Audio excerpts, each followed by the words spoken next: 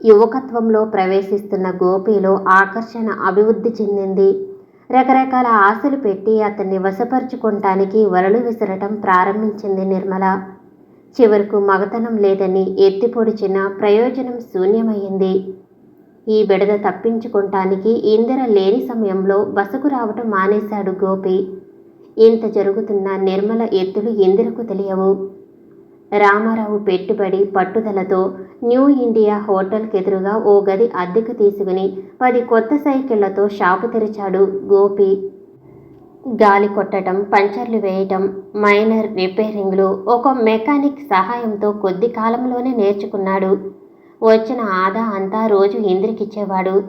ఇది చిన్నప్పటి నుంచి అలవడిన పద్ధతే. తన కోసం స్వయంగా ఒక నయా పైసైనా ఖర్చు పెట్టడు గోపి. బట్టలైనా ఇందిర కుట్టించాల్సిందే. ఆమె రోజు వచ్చే డబ్బు జానకిబాయికి ఇస్తే గోపి పేరుతో అకౌంట్ పెట్టి బ్యాంకులో జమ కట్టేవాడు రామారావు. ఇంటి దగ్గర అవకాశం లభించక అవసరం లేకపోయినా సైకిల్ షాపుకు తయారయ్యి గోపి పక్కనే కూర్చుని హావభావాలు ప్రదర్శించేది నిర్మల. బజారు కోట్లో ప్రతిదినం సరసన ఓ యువతి కూర్చుని ప్రేమ పాఠాలు వల్లిస్తుంటే చూసేవారేమనుకుంటారోనని గోపికి వేదన కలిగింది. నిర్మోహమాటంగా కసిరి చెప్పినా వినిపించుకునేది కాదు నిర్మల. పుత్రిక కోసం మంగమ్మ కూడా ఆ నాటకంలో పాత్ర పోషించటంతో కథ రక్తి కట్టింది. నిర్మలను వదిలించుకునే మార్గం తోచక నిర్విచారంగా జీవించలేకపోతున్నాడు గోపి. ఇందిర తప్ప అతనికి వేరే ప్రపంచం లేదు. ఎందుకో ప్రేమ కలాపాలు ఆమె చెవిన వేయటానికి సంకోచించాడు. ఓ రోజు షాపులో సైకిల్ రిపేర్ చేస్తున్న గోపి కండ్లు మూసింది వెనుక నుంచి వచ్చి నిర్మల. అదే సమయంలో మెడికల్ స్టోర్స్కు వెళుతూ గోపిని కలుసుకుందామనుకున్న ఇందిర ఆ దృశ్యం కనిపించింది. దాంతో లోపలకు రాకుండా ముందుకు సాగిపోయిందామె వేగంగా. నిర్మలను విదిలించి వెనుతిరిగి వెళ్లే ఇందిరను చూసి నిర్విణుడయ్యాడు గోపి. అసభ్యకరమైన నిర్మల చేష్టలను ప్రత్యక్షంగా చూసి అనుమానంతో గోపిపై పవిత్ర భావం గల ఇందిర హృదయంలో అగ్నిపర్వతం బద్దలయ్యింది. హాస్పిటల్లో ఎవరికీ చెప్పకుండా ఇంటికి చేరి మంచాన్ని కౌగిలించుకుని వెక్కి వెక్కి ఏడవటం మొదలుపెట్టింది. కారణం తెలియని నిర్మల మంగమ్మలు ఎంత ఓదార్చినా ఫలితం కనిపించలేదు. దీనికేదో ముఖ్య కారణం ఉండవచ్చని ఊహించి గోపి దగ్గరకు వెళ్ళి ఇందిర దుఃఖం వివరించింది మంగమ్మ. జరిగిన ఉదాంతాన్ని బట్టి ప్రమాదాన్ని ఎదుర్కోవటానికి సిద్ధంగా ఉన్న గోపి వస్తున్నానని ఆమెను పంపి వెంటనే జానకిబాయి వద్దకు చేరుకున్నాడు. సమయానికి దంపతులిద్దరూ ఇంట్లోనే ఉన్నారు. ఆ సమయంలో అతని ఆగమనం వారికి ఆతృత కలిగించింది. నిర్మల ప్రేమ వలలు విసరటం, ఇందిర దుఃఖం విన్న తర్వాత ముగ్గురూ కలిసి బయలుదేరారు. సమీపంలో కూర్చుని నిర్మల మంగమ్మలు ఓదారుస్తూ ఉన్నారు. అందరినీ చూచి ఇందిర దుఃఖం కట్టలు తెంచుకుంది. జానకిబాయి రామారావులపై గల భయభక్తుల వల్ల వారి ఓదార్పును ఆమె పాటించవలసి వచ్చింది. వెంటనే ఇద్దరినీ బలవంతం చేసి కారులో ఇంటికి తీసుకువచ్చి జరిగిన అసభ్యకాండ ఇందిరకు అర్థమయ్యేటట్లు బోధపరిచింది జానకిబాయి. చాలా కాలంగా సాగుతున్న నాటకం నాకెందుకు తెలియనీయలేదు? నేనేం పాపం చేశాను? ఆవేశంతో అంది ఇందిర. దానికి జవాబు చెప్పకుండా మౌనం వహించాడు గోపి. మళ్ళీ ఇందిర దుఃఖం ప్రవాహంలా పొర్లక వచ్చింది. ఇక కంటి వెంట నీరు రానిచ్చావో బాగుండదమ్మాయి. అంతా అర్థమైన తర్వాత కూడా అవివేకంగా ప్రవర్తించటం యుక్తం కాదు. నీతి బాహ్యమైన నిర్మల చరిత్ర తెలిస్తే సున్నితమైన నీ హృదయానికి గాయమవుతుందని, పొరుగువారితో అభిప్రాయ భేదాలు ఏర్పడతాయని మెన్నుకున్నాడు అని గోపిని సమర్థించింది జానకిబాయి. పొరుగువారితో తగాద వస్తుందని ఆత్మాభిమానం వదిలి వారి చర్యలన్నిటికీ తల వంచుతామా? ఎక్కడైనా అద్దె చెల్లించాల్సిందే. ఈ ఇల్లు కాకపోతే మరో ఇల్లు. కల్మషం కడుపులో నిల్వ చేసుకుని తానొక్కడే బాధపడటం మీకు బాగుందేం? ఉక్రోషంగా అంది ఇందిర. చెప్పటానికి చేయటానికి చాలా భేదం ఉందమ్మా. పెద్దదానివి, నువ్వే ఇంత గందరగోళం చేస్తున్నావే.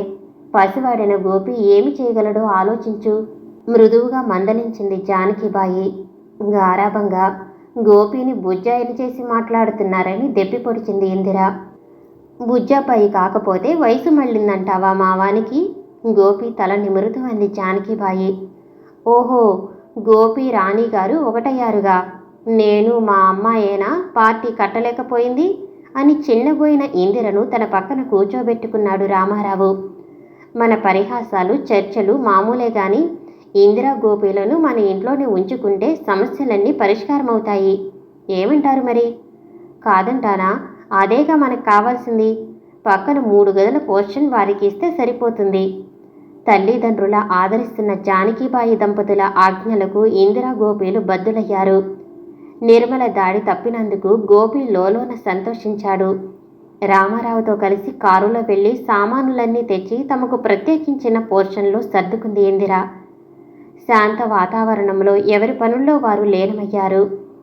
అన్యాయంగా దేవుని లాంటి గోపిని అపార్థం చేసుకున్నానని ఇందిర చాలా కాలం ఆ రహస్యం కడుపులో దాచుకుని ఆత్మీయురాలికి తెలియజేయక మభ్యపెట్టానని గోపి మానసిక వేదనలతో ఒకరి ముఖం ఒకరు చూచుకోలేకపోతున్నారు. కపటం మర్మం భేదం లేకపోయినా ఉభయంలో సంభాషణలు నిలిచాయి. నిండా 20 సంవత్సరాలైనా నిండని వారికి చొరవ ఎక్కడి నుంచి వస్తుంది? నివాసంలో నిశ్శబ్దత నిండి ఉన్న ప్రతి పనిలో అతి జాగ్రత్త ప్రతిబింబించేది. గోపి కుక్కనికే అన్నం పెడితే తినడని ఇద్దరికీ ఒకే పర్యాయం వడ్డించేది ఇందిర. అలవాటు ప్రకారం సైకిల్ షాపు ఆదాయం తెచ్చి మాటామంచి లేకుండా ఆమె చేతికి అందించేవాడు గోపి. ఆ మౌన వాతావరణం గ్రహించినప్పటికీ కొన్నాళ్ళు వేచి చూడాలని మెన్నుకున్నారు జానకీబాయి రామారావులు. నిర్మల పోరు పడలేక మంగమ్మ ఓనాడు జానకీబాయి ఇంటికి చేరుకుంది. లోగడ ఆమె పుత్రిక జరిపిన ఘాటైన ప్రణయకాండ జ్ఞాపకం ఉన్నందువల్ల రామారావే మర్యాద చేసి కూర్చోబెట్టి, ఎన్నుడు రాని మంగమ్మ గారు ఈరోజు దారి తప్పి వచ్చారే అంటూ పలకరించాడు. సరైన దారినే, సదుద్దేశంతోనే వచ్చాను బాబుగారు. ఎప్పుడొచ్చి ఇందిరా గోపీలను కలుద్దామా అన్నా ఏదో ఒక అడ్డంకి ఎదురవుతూనే ఉంది. గోపి లేనట్లుందే అని అటు ఇటు తేరిపారా చూసింది మంగమ్మ. అప్పుడే షాపు నుండి వచ్చాడు గోపి. నీకు 100 ఆయుషు నాయనా. నీ ప్రస్తావన తెచ్చానో లేదో వచ్చేశావు. ఇల్లు ఖాళీ చేసి నెల అయింది. పెద్దదాని కదా, నన్ను పలకరించడానికి ఒక్కసారైనా వచ్చావు అంది నిష్ఠురంగా మంగమ్మ. మీ ప్రేమ సహాయం మేమెన్నడూ మరవలేము మంగమ్మ గారు. దురదృష్ట దేవత మమ్మల్ని వెంటాడుతుంటానా ఎవరిండ్లకైనా వెళ్ళటం మానేశాము నర్మగర్భంగా అన్నాడు గోపి. హాయిగా ఉన్నావు. పార్వతీ పరమేశ్వరు లాంటి పెద్దల అండ లభించింది. ఇంకా దురదృష్టం మాటెందుకు నాయనా? అనేక పర్యాయాలు వచ్చాను. మీరిద్దరూ కలిసి ఉంటే దర్శించే భాగ్యం ఈ రోజున కలిగిందంటూ జానకీబాయి దంపతులను ఉద్దేశించి తన కార్యక్రమాన్ని ఉపక్రమించింది మంగమ్మ. ప్రారంభంలోనే విశేషార్థం సూచిస్తున్నందుకు చిరునవ్వుతో, చెప్పండి మంగమ్మ గారు, ఏదో ముఖ్యమైన పని మీద వచ్చినట్లున్నారు కుతూహలంగా అడిగింది జానకీబాయి. దిక్కులేని గోపికి ఆశ్రయమిచ్చారు. ఏడొచ్చింది. అతన్ని ఓ ఇంటివాణ్ణి చేస్తే బాగుంటుందని నా అభిప్రాయం. అన్నీ తెలిసిన మీకు చెప్పేటంతటి దాన్ని కాదనుకోండి అంటూ తన మనసులోని మాట బయటపెట్టడానికి నాంది ప్రస్తావన చేసింది మంగమ్మ. మా గోపికి మంచి సంబంధం తీసుకొచ్చారన్నమాట. త్వరలో మాకు విందు భోజనం దొరుకుతుందని చమత్కరించాడు రామారావు. ఆడపిల్లలు గల దాన్ని బాబుగారు, నిజంగా మా నిర్మలను గోపికిచ్చి వివాహం చేయాలనే కోరికతోనే వచ్చాను. అందరికంటే చిన్నది, గారాబంగా పెంచాను. కోరిన కట్నానికి వెనుదీయను. బుద్ధిమంతుడైన గోపికిస్తే బిడ్డ సుఖిస్తుందని నా ఆశ. ఆ పైన తమ దయ. ఈ దీనురాలి ప్రాప్తం. పీడ విరగడ కాలేదని ఆవేశపడ్డాడు గోపి. మంగమ్మకు జవాబు చెప్పమన్నట్లు గోపి వైపు సాభిప్రాయంగా చూశాడు రామారావు. ప్రస్తుతం నాకు పెళ్లి చేసుకోవలసిన అవసరం లేదు మంగమ్మ గారు. మా అమ్మాయి గారు డాక్టరీ పాస్ అయ్యే వరకు పెళ్లి మాట కల్లోలైనా తలంచను. ఈలోగా రత్నరాశులతో ఆకాశం నుండి రంభ దిగొచ్చి నిరాకరిస్తాను. పెద్దవారైనా మీ కోరిక చెల్లించినందుకు నన్ను మన్నించండి అంటూ అచ్చటి నుండి విసురుగా వెళ్ళాడు గోపి. మూతి తిప్పుకుంటూ రామారావు దంపతుల దగ్గర సెలవు తీసుకుని లేచింది మంగమ్మ. తన గోపి నిర్మలత్వం నిగ్రహం తెలుసుకుని ఆనంద బాష్పాలు రాల్చింది ఇందిర. జానకీబాయితో గోపి రామారావుతో ఇందిర చనువుగా ఉంటారు. ప్రతి చిన్న విషయం వీరిద్దరూ వారిద్దరితో చెప్పందే ఉండలేరు. వారు అంతే. సినిమాలకు పార్కులకు కలిసి వెళ్లాల్సిందే. రాత్రివేళ నలుగురు కూర్చుని పిచ్చాపాటి మాట్లాడుతుంటారు. ఆసక్తికరమైన చర్చ సాగుతున్నా ఇందిర గోపీల చూపులు మాటలు కలవటం లేదు. నిష్కారణంగా బిగుసుకుపోయారు. మాటలు కలుపుకోవటానికి ఇద్దరూ సిద్ధమే కానీ ముందెవరు పలకరించాలనే ప్రశ్న ప్రశ్నగానే ఉండిపోయింది. కాలంలో అనేక మార్పులు రావటం సహజం. దాని గమనాన్ని నిలువరించడం ఎవరికీ సాధ్యం కాదు. కొత్త సంవత్సరం వచ్చింది. కాలేజీలు తెరిచారు. ఇందిరను కాలేజీలో చేర్పించాలి. ఆ ప్రసక్తిపై ఎవరికీ శ్రద్ధ కనిపించనందుకు నలుగురున్న సమయం చూసి కాలేజీలు తెరిచారు. ఆ అమ్మాయి గారి చదువును గూర్చి ఉపేక్ష చేస్తే ఎలా బాబు? మీరైనా శ్రద్ధ తీసుకుని ఆమెను కాలేజీలో చేర్పించండని రామారావు నిర్దించాడు గోపి. నేనసలే చదవనని ఖండితంగా చెప్పింది ఇందిర. చదివేది నేను, చదివించేది మీ బాబులాగుందిరా మీ సంభాషణ, నవ్వుతూ అంది జానకిబాయి. ఇది నవ్వులాట కాదమ్మగారు. 100 600 అమ్మాయి గారు కాలేజీలో జాయిన్ అవ్వాల్సిందే, పట్టుదలతో అన్నాడు గోపి. నీకు ఉత్సాహంగా ఉంటే మేము కాదంటామా గోపి? చిన్ననాటి నుండి కలిసిమెలిసి ఉంటున్నారు. లోగడ చదివించినట్లే ఇప్పుడు చదివించు, నీకు అభ్యంతరమేముంది? ప్రోత్సహించాడు రామారావు. దాదాపు నెలయింది ఆమె నాతో మాట్లాడక. ఎలా చదివించేది? రహస్యం వెల్లడించాడు గోపి. మోకానికి గుడ్డ అడ్డం పెట్టుకుని నవ్వసాగింది ఇందిర. పోట్లాట లేకనే ఒక ఇంట్లోనే ఉంటూ ఎడముఖం పెడముఖంగా ఎలా మీరు కాలం గడుపుతున్నారో ఆశ్చర్యం ప్రకటించాడు రామారావు. అన్యోన్యంగా ఉంటుంటే మిమ్మల్ని చూచి సంతోషించాలని ఇంట్లో ఉంచుకున్నాం కానీ ఇలా కౌరవ పాండవ యుద్ధం చేస్తారని తెలిస్తే వేరే వంట పెట్టనిచ్చేదాన్నే కాదు నేను. అయినా మిమ్మల్ననేం లాభం? ఇదంతా మా దురదృష్టం. లేకపోతే యోగ్యులైన మీరిద్దరూ పెడత్రోవలెందుకు తొక్కుతారు? గాఢమైన హృదయావేదనతో అంది జానకిబాయి. భవిష్యత్తులో మీ మనసుకు ఖేదం కలిగించాం. ఈ తప్పు క్షమించమని ఏకంగా కోరారు ఇందిరా గోపీలు. దాంతో తృప్తి కలిగి ఈసారి బెట్టు సర్లకపోతే నేను ఊరుకోనని బెదిరించింది జానకిబాయి. మాటా పెరిగినా ఎవరికీ తెలియకుండా వెంటనే మాట్లాడుకోవాలిరా అంటూ వినోదం కలిగించాడు రామారావు. ఆ మాటకందరూ నవ్వుకుంటూ పడకలకు చేరారు. తెల్లవారింది. ఆదివారం. గోపికి కొట్లో పనుండదు. గృహకృత్యాలు తీర్చుకుని ముస్తాబయ్యి హాస్పిటల్కు బయలుదేరింది ఇందిర. అది కనిపెట్టి ఈరోజు హాస్పిటల్కు వెళ్ళొద్దన్నాడు గోపి. ఈ విధంగా నెల రోజులకు ఇద్దరికీ మాటలు కలిశాయి. ఒక్కడే ఇంట్లో ఉండవలసి వచ్చినా హాస్పిటల్కు వెళ్ళమనే గోపి ఆనాడు ఆజ్ఞస్వరంతో వద్దన్నందుకు ఆశ్చర్య సంతోషాలతో ఉక్కిరిబిక్కిరైంది ఇందిర. మోగనోము పట్టిన దొరవారెందుకో ఈరోజు నూతనంగా ఆజ్ఞాపిస్తున్నారే? దొరగారు గిరగారు అన్నారంటే నాకు మా తిక్కెక్కుతుంది సుమా. తిక్కెక్కితే లెక్క చేసేదెవరిక్కడ మహాశయ? బిరుదులు తగిలిస్తే మీతో మాట్లాడను. అలాగా, ఈ రోజు నుండి ఆ పప్పులు మన దగ్గర ఉడకవులేండి. గత నెలంతా ఉడికిన పప్పులునేమంటారు? అదే పొరపాటైంది. ఆ కారణంగా నిర్దోషివైన నిన్ను అనుమానించి బాధపెట్టి నేను వేదనకు గురయ్యాను. చేసిన తప్పుకే కుమిలిపోతుంటే ఇక ముందు జరగనిస్తానా? ఇప్పుడైనా నా తప్పు క్షమించు గోపి. క్షమించటం లాంటి పెద్ద పెద్ద మాటలు ప్రయోగించారంటే డాక్టర్ అమ్మతో ఫిర్యాదు చేస్తానమ్మాయి గారు నేను. మనలో మనకు ఫిర్యాదులేమిటిరా? ఇదంతా పీడకలగా భావించి మర్చిపో గోపి. వెన్నలాంటి నీ మనసుకు కష్టం కలిగించి తప్పు చేశాను. తప్పులు ఇద్దరం చేశాం కానీ రేపు కాలేజీలో ప్రవేశిస్తారా అమ్మాయి గారు? సైకిల్ షాపు మీద సరిపోయిన ఆదాయం వస్తుంటే మనకేం తక్కువైందిరా చదవటానికి? మరచాను, ఆదాయం అనేసరికి జ్ఞాపకం వచ్చింది. ఈ మధ్య బాబు సైకిల్ విడిభాగాలు కోట్లో పెట్టించాడు. దాంతో రోజు మన నికర ఆదాయం 40 రూపాయలకు పెరిగింది. ఒక్క సంవత్సరంలోనే పెట్టుబడి తీర్చి మనం స్వంత కొట్టు పెట్టుకోవచ్చు. కాబట్టి స్టడీస్ ఇబ్బందే ఉండదు నాకు. బాగుంది మీ ధోరణి. చదివేస్తే ఉన్నమతి పోయిందట. లోకంలో ఆస్తిపాస్తులు లేని వారైనా పెద్ద చదువులు చదివేది? మానవుడైన జన్మించినందుకు ఉన్నత జ్ఞానం సంపాదించాలి. అది సమాజాన్ని ఉద్ధరించే విధానంగా ఉండటం అవసరం. అందుకోసం ఒక వృత్తిలో ప్రవీణత కలగాలి. ఆ ధ్యేయ సాధనకే మిమ్మల్ని డాక్టర్ చేయాలనే పట్టుదలతో ఉన్నాను నేను. నీ ఉద్దేశం ఒక రకంగా సరైందని అనుకుందాం. అనేక కోర్సులు వదిలి మెడిసిన్ మీదనే నీ దృష్టిని ఎందుకు కేంద్రీకరించావు గోపి? అలా అడిగారు సమంజసంగా ఉంది. ప్రపంచంలో అన్ని వర్గాల వారికి కావాల్సింది ముఖ్యంగా తిండి, బట్ట, తర్వాత వైద్యం. మొదటి 2 వస్తువులు ప్రజలకు ఏదో ఒక మోతాదులో దొరుకుతూనే ఉన్నాయి. కానీ వైద్యం అసంఖ్యాక పేద ప్రజానికానికి నామమాత్రంగానే అందుతుంది.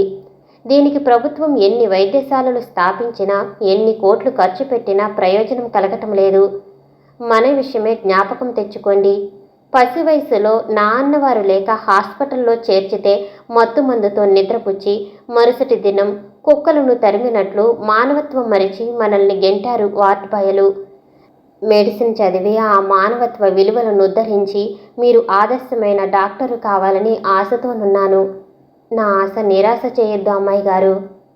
పియూసీలో జాయిన్ అయితే మెడిసిన్ పూర్తి చేయవలసి వస్తుందని మంకుపట్టు పట్టిన ఇందిర కాంతిహీనమైన గోపి ముఖం చూడలేక, నీ మాటకు తిరుగులేదు గోపి. నీ లక్ష్యాన్ని సాధించటంలోనే నాకు ఆనందం ఉంది. నా గోపి హృదయంలో అమూల్యమైన ఇన్ని విశాల భావాలున్నాయని గ్రహించలేని మూర్ఖురాల్ని. రేపే కాలేజీలో చేర్తాను అంది. ఇద్దరూ కలిసి తమ నిర్ణయాన్ని జానకీబాయికి తెలియచేశారు. తృప్తిగా ఆనంద బాష్పాలు రాల్చిందామె. ఆ వార్త రామారావుకు వీణుల విందైంది. ఆ శుభ సందర్భంగా వారు రకరకాలైన తినుబండరాలతో పండుగ చేశారు. నలుగురు ఆనందంగా ఆదివారం గడిపారు. సోమవారం పలహారాలు చేసి స్వయంగా తలదువ్వి ఇందిరను నూతన వస్త్రాలతో అలంకరించి, నా తల్లి పెండ్లి కూతురులా ఉందని ముద్దాడింది జానకీబాయి. తెల్లిని సూటు బూటులతో గోపిని ముస్తాబు చేసి తన బాధ్యత నిర్వర్తించాడు రామారావు. కొత్త బట్టలు ధరించిన ఇందిరా గోపీలు నవవధువరుల్లా ప్రకాశించారు. అందరూ కలిసి కారులో కాలేజీలో చేర్చవచ్చారు. ఇతరులకు అపకారం చేయకుండా జీవిస్తున్న ఈర్షాసూయాది వ్యాధిగ్రస్తులు చూస్తూ మిన్నకుండలేరు. లేనిపోని నిందలు కల్పించి అల్లరి చేయాలని చూస్తారు. ఏ విధంగా ప్రయత్నించినా తమ ఎత్తులు పారనందుకు పగబట్టి నిర్మల మంగమ్మలు ఇందిరా గోపీలు పెండ్లి కాని భార్యాభర్తలని గోడల నిండా పిచ్చి పిచ్చిగా వ్రాయించారు. దాన్నెవరూ లక్ష్యం చేయలేదు. భవిష్యత్ జీవితానికి నష్టం కలుగుతుందేమోనని విచారించిన ఇందిర దాన్ని లెక్క చేయనందువల్ల తృప్తి చెందాడు గోపి. తమ పాచికలు ప్రయోగాలు వేసమంతైనా పనిచేయకపోవటాన నిర్మల మంగమ్మలు గోపిని మరిచారు. ఆ బెడద వదిలిందని సంతోషిస్తుంటే చంద్రముఖుడు దాపురించాడిప్పుడు. త్వరపడి కొట్టినందుకు ఏ ఉపద్రవం ముంచుకొస్తుందో, పర్యవసానం ఎలా ఉంటుందో. అపవాదులు సైతం ధైర్యంగా ఎదుర్కొని పట్టుదలతో ఉన్నత విద్యాభ్యాసం చేయిస్తున్న గోపి రుణం ఏ విధంగా తీర్చుకోవాలో తోచక సతమతమవుతున్న వయసు పెరిగితే తన్నాకర్షిస్తాడని తీయని కలలు కంటున్నది ఇందిర. ఒకనాడు కాలేజీ వదిలి వస్తుంటే దారిలో కనిపించి నమస్కారం చేసి ఇందిర చేతికో కవరిచి మాట్లాడకుండా తన దారిన వెళ్ళాడు చంద్రం. కుమారి ఇందిరాదేవి గారు, గత రోజు జరిగిన గందరగోళం మీకు తెలిసే ఉండొచ్చు. మీ ఉద్దేశం గ్రహించకుండా ప్రేమలేఖ వ్రాసినందుకు చింతిస్తున్నాను. పైగా అందుకు పొందిన శిక్షను కూడా బాధపడటం లేదు. మీది మిక్కిలి వక్ర మార్గంలో నడవకుండా నిరోధించిన గోపికి నా ధన్యవాదాలు అర్పిస్తున్నాను. మీరు అంగీకరిస్తే సాంప్రదాయ సిద్ధంగా వివాహానికి పెద్దల ద్వారా ప్రయత్నిస్తాను. ఏ జన్మ సంబంధమో మీ సాహచర్యం లేదే జీవితం వ్యర్థమనిపిస్తున్నది నాకు. మీకంటే గొప్పింటి వధువును గణనీయమైన కట్న కానుకలతో నేను వివాహమాడగలను. కానీ మీపై లగ్నమైన నా మనసును మరోవంక తిప్పనాసక్తుణ్ణి. రౌడీ విద్యార్థుల్లా వెంటాడి మీ విద్యా వ్యాసంగాలకు అడ్డు తగులుతానని భావించవద్దు. ప్రస్తుతం మీ స్నేహాన్ని వాంఛిస్తున్న మీ చంద్రం. రంగంలోకి నిర్మల ప్రవేశించి కొంత కంగారు చేసి కలతులు పెట్టి నిష్క్రమించింది. ఇప్పుడు చంద్రం ప్రవేశించాడు. దీని ఫలితం ఏమవుతుందోనని ఇందిర కలవరపడింది. ఉత్తరాన్ని చదువుకుని నలుగురు సమావేశమయ్యారు. కొన్ని నిమిషాలు భయంకర నిశ్శబ్దం వ్యాపించింది. దాన్ని వారు భరించలేక వణికిపోయారు. ఉత్తరం గురించి నీ అభిప్రాయం ఏమిటి ఇందిరా? నిశ్శబ్ద భంగపరిచింది జానకీబాయి. ఉత్తముడు విద్యావంతుడు అయిన చంద్రం గురించి మనము అభిప్రాయానికి రావటం మంచిదనుకుంటున్నానమ్మగారు అన్నాడు గోపి. నువ్వు నోరు నొక్కుక కూర్చుండకపోతే నేనిక్కడుండను గోపి అని వేగంగా లోనికి పరిగెత్తింది ఇందిర. ఆ అమ్మాయికి ఇష్టం లేదని స్పష్టమవుతుంటే ఈ ప్రస్తావన తేవటం అనవసరం. ఇంకా ఇలాంటి ఉత్తరాలు లెక్క చేయకూడదన్నాడు రామారావు. లోపల ఎక్కెళ్లతో దుఃఖిస్తున్న ఇందిర నోదార్చటం ముగ్గురకు బ్రహ్మఫలమైంది. మళ్ళీ ప్రేమలకు రానందువల్ల కాలం ప్రశాంతంగా గడుస్తున్నది. 2-3 రోజులకు ఒకసారి వచ్చి గోపితో కాతాకాని ప్రారంభించేది ఇందిర క్లాస్మేట్ సునీత. ఆదివారం వస్తే గంటల పర్యంతం కదిలేది కాదు. తనకు సంబంధము లేని విషయాలు తలదూర్చి చర్చించేది. ఎలాగో చంద్రం ప్రేమలేఖలు పసిగట్టి ఉన్నత సంస్కార సంపన్నుడు సౌందర్యమూర్తి అయిన చంద్రానికి ఇందిరనిచ్చి వివాహం చేయటం బాగుంటుందని బోధపరిచే స్థితికి తయారైంది సునీత. అది సహించలేక మెడిసిన్ పూర్తయ్యేదాకా అమ్మాయి గారి పెండ్లి జరగదని ఖచ్చితంగా చెప్పాడు గోపి.